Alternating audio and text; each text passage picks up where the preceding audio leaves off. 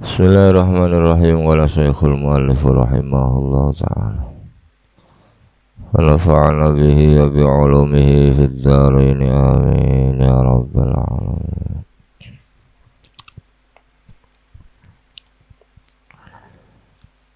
Bismillahirrahmanirrahim. Qila ma wasala man wasala illa bil hurmati wa ma saqata man saqata illa bitarkil hurmati wa ta'zimi. Qila didhawuhaken apa sing didhawuhna apa ma wasala ora bisa tumeka, ora bisa mencapai cita-citane sapa man wong wasala kang tumeka sapa man illa bil hurmati kejaba kelawan mulyaake. Wa ma saqata lan ora gagal, makna asline ceblok, gugur. Yang dimaksud gugur, terjatuh di sini maksudnya adalah kegagalan. Wa ma saqata lan ora gagal sapa man wong saqata kang gagal sapa man illa bitarkil hurmati kejaba kelawan sebab ninggal mulyaake wa ta'zimilan ngagungake. Wakil lan didhawuhaken apa al hurmatu khairun minat ta'ah. Al hurmatu utai mulyaake iku khairun luwih bagus apa al hurmah minat ta'ati timbang sangking taat. Ala taro apa toh ora weruh sapa sira annal insana ing sak temene menungso iku la yakfuru ora dadi kufur sapa insan bil maksiati kelawan sebab nglakoni maksiat. Wa innama yakfuru lan angin pestine dadi kufur sapa insan bitarkil hurmati kelawan sebab ninggal mulyaake. Bitarkil hurmati kelawan sebab ninggal mulyaake. Masih menerangkan tentang salah satu dari pilar keberkahan dan kemanfaatan ilmu yang kalian peroleh. Keberkahan dan kemanfaatan dari tolabul ilmi.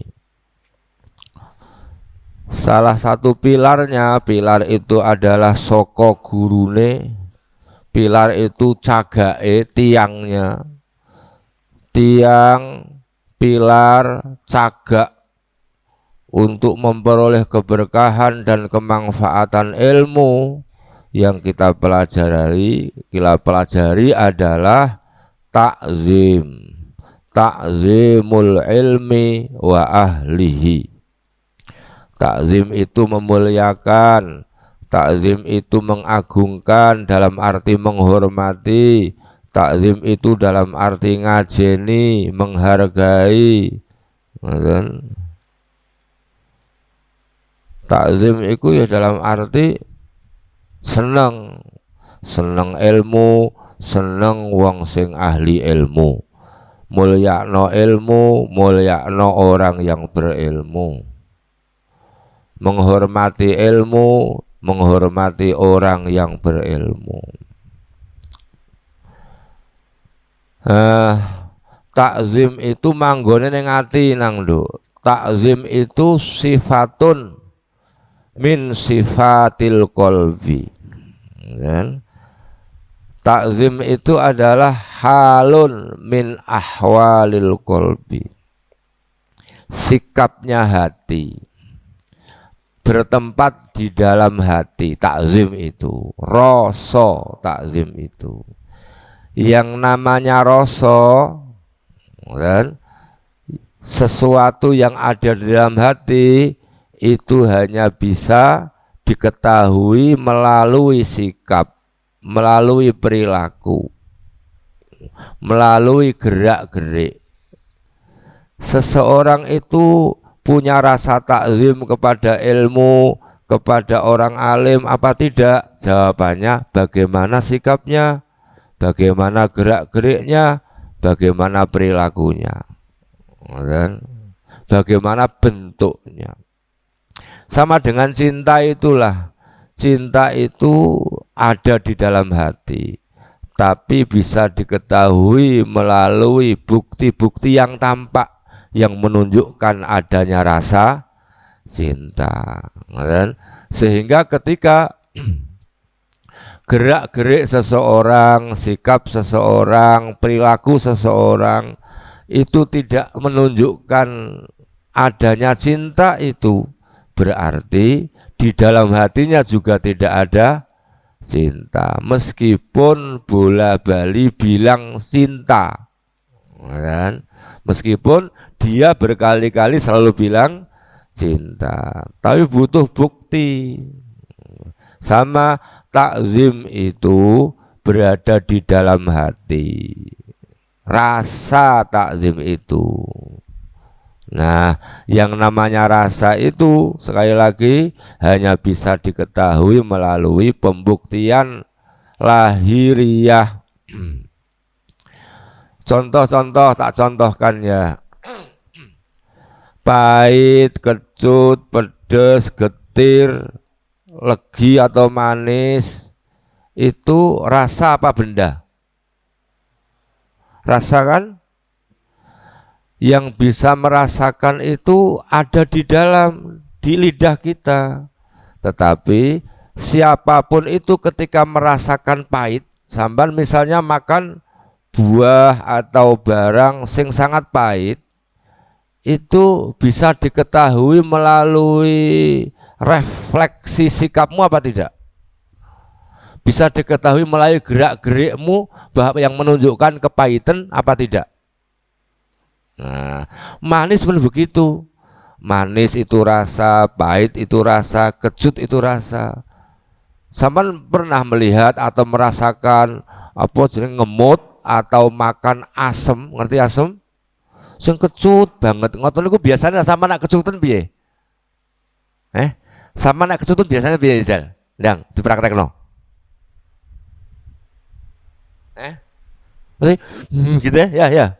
Nah, sikapmu kecutan itu menunjukkan itu orang jadi tahu, oh cah kuwi apa kecutan, oh cah kuwi kepahitan, oh cah kuwi keleginan dan seterusnya. Sama itu takzim apa tidak? Kita ini punya rasa takzim kepada ilmu apa tidak? Kita ini punya rasa takzim kepada guru, kepada orang alim, kepada ulama, kepada kiai apa tidak? Itu bisa dilihat dari bagaimana ia bersikap, gerak-geriknya itu. Kemarin sudah tak terangkan, orang-orang yang sukses di dunia apapun, dalam bidang apapun, dia pasti takzim kepada bidang yang ditekuni itu. Orang yang sukses dalam hal harta benda, keuangan, duit-duit, dia pasti takzim, menghormati, menghargai, memuliakan duit itu.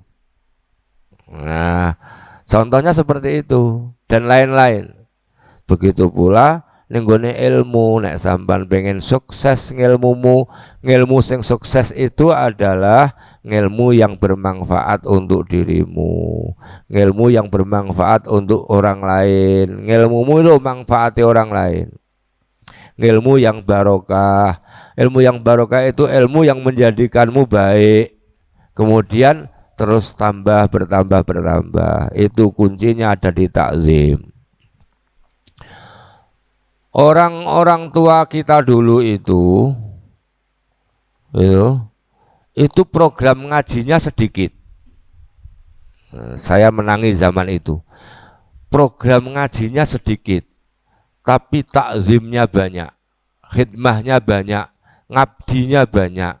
Maka orang tua-tua kita dulu, santri-santri zaman dulu itu, meskipun dulu ketika ngaji di pondok itu sedikit, kitab yang diji kecil-kecil, tapi barokah takzim, takzim karo ilmu, takzim karo guru, takzim karo ahli ilmu, takzim kepada para kiai. Akhirnya ketika sudah dewasa, sudah tua, itu bisa ngaji kitab yang gede-gede, bisa ngaji kitab banyak, walaupun dulu di pondok ngajinya sedikit.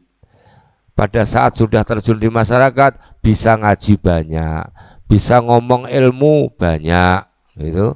Bisa ngaji kitab gede-gede. Itu namanya barokah takzim, gitu. Nah, bentuk takzim ini perlu dicontohkan, gitu. Takzim itu perlu dicontohkan. Takzim itu tidak teori loh, Nang. Loh, takzim itu bukan teori tapi praktek. Lah prakteknya takzim itu dipengaruhi pula oleh budaya, oleh tradisi. Kita orang Jawa, kita orang Indonesia, kita hidup di Nusantara, berarti prakteknya takzim, prakteknya menghormat, prakteknya memuliakan, ya mengikuti tradisi takzimnya orang Jawa, orang Indonesia, budaya Nusantara. Koyok sebagian sing dipraktekkan yang Jawa-Jawa, misalnya unggah-ungguh, munduk-munduk, cium tangan, menghormat dan seterusnya, itu kan tuh tradisi itu. Beda negara nanti, beda wilayah itu nanti beda prakteknya, loh. Bahkan didawuhkan di sini al-hurmah khairun minat ta'ah. Menghormati, memuliakan itu lebih baik daripada mentaati. Ada banyak orang yang karena taat sampai meninggalkan hormat. Nah, itu justru lebih baik menghormati walaupun kesannya tidak mentaati, sebab sesungguhnya itu mentaati. Dulu ketika saya ngaji atau mondok di Bangilan, Tuban, gini Yai Misbah Mustafa, Syekhina Misbah niku sering dawuh ngeten kalih kiai-kiai ini, sering dawuh ngeten iki, jong nek ngundang aku gak usah yi, ojo ngundang yai, undangan aku Pak Ai, utawa diundang lek gak apa-apa. Sering ngerti kok ngoten niku.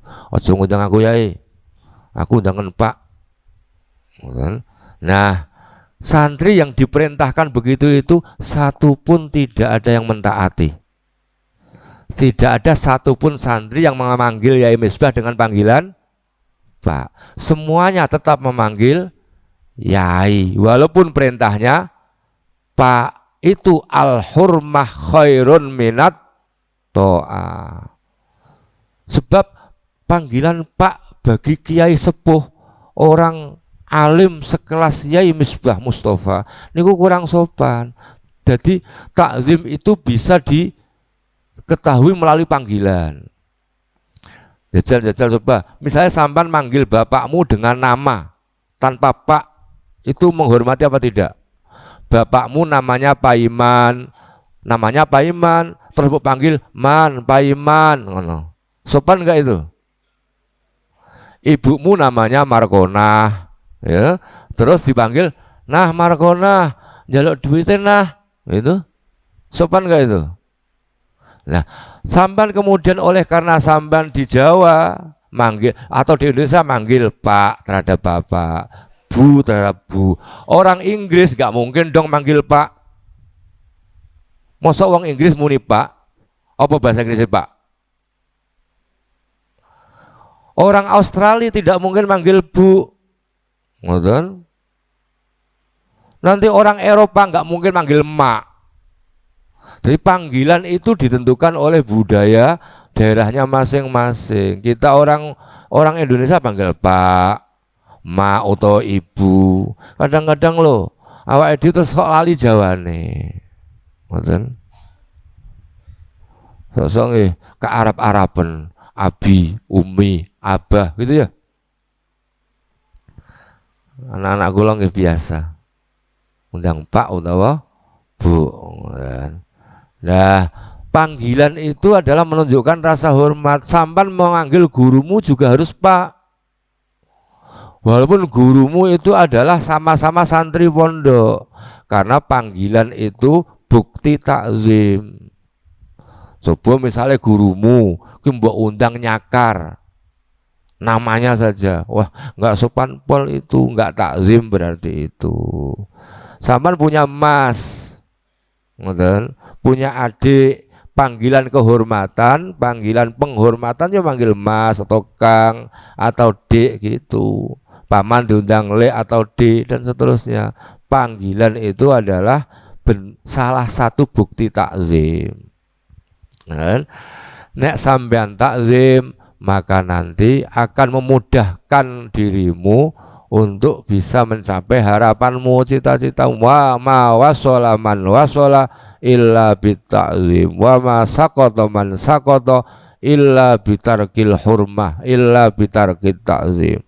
Orang yang sukses itu karena takzim, orang yang gagal itu karena meninggalkan takzim itu tadi. Nah, terlebih pada ahli ilmu, ngoten.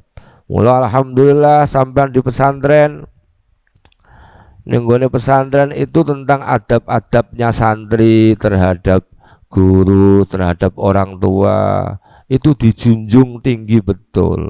Sehingga menjadi kepribadiannya, menjadi karakternya, itu adab yang sudah terpatri, jangan tinggalkan itu.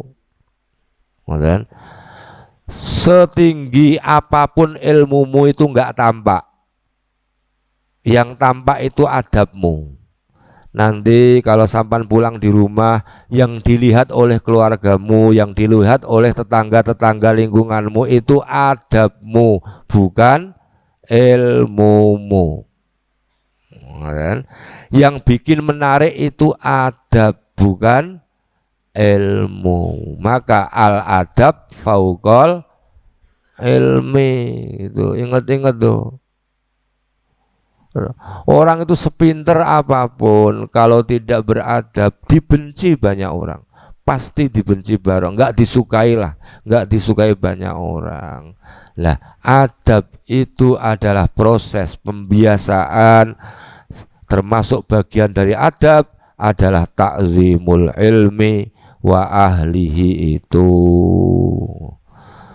Qala aliyun wallahu alam bissawab. Bismillahirrahmanirrahim. Subhanakallahumma bihamdika asyhadu an la ilaha illa anta astaghfiruka.